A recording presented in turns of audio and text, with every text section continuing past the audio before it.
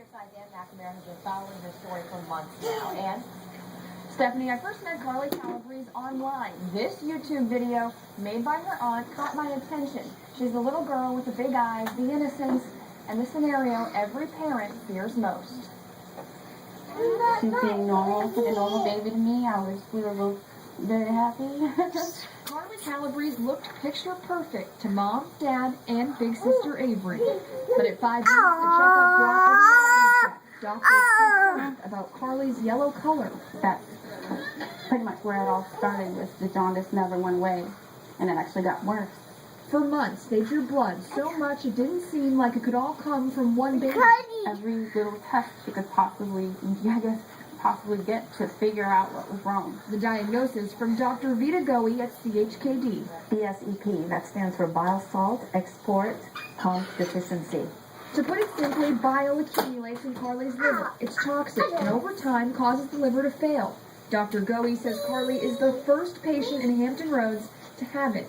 And in a study spanning across the world in 35 years, only 84 others have reported the same condition. There's one way to keep Carlee alive, and time is ticking. When we first heard the word liver transplant, like both of us broke down and right in the hospital or the doctor's office crying, because that's something never would have thought that would happen to me or to us, to our child. 24 hours a day, a tube runs from her nose to her stomach. At night, it hooks up to a feeding bag. It's also how mom gives Carlee her medicine.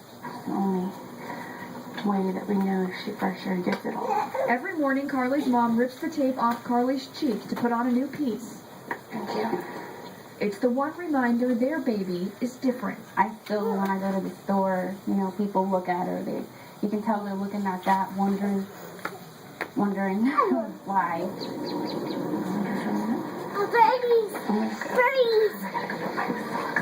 On this morning, the family is packing for another trip to Washington, D.C. and the closest pediatric transplant center. They go there once a month for testing. The goal, to find Carlee a match. Okay, we're leaving.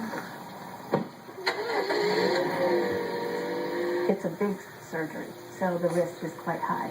And the risk in this case is not just to Carlee, but for the donor as well. If you have my baby for me, I guess it's best for me. And I'll just think about it. But just have to think positive. And she'll be alright. If all goes well, a scar across her ribs will be the only reminder of all the pain. Carlee Calabrese will not think of the tube, or the surgeries, or the looks from strangers.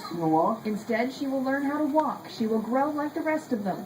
Mom would give anything to see her baby girl achieve normal. Graduate in high school, go to college, have, get married and have kids. Just do everything that normal people would be doing. That's what I hope for her. Now this week, Carlee's family got the call they've been waiting for. Sadly, another baby died, meaning there was a liver for Carlee. Now these are the pictures of her after the transplant. Her mom sent them to me, and I know they look scary, but she's doing really well. Doctors say she's making a fast recovery, and she could be out of the hospital and into the Ronald McDonald House as early as this weekend. I'm in Matthew Mara, 10 on your side. Pleasure with Carlee's family. If you want to follow her story on Facebook or learn how you can become a donor, go to Wavy.com.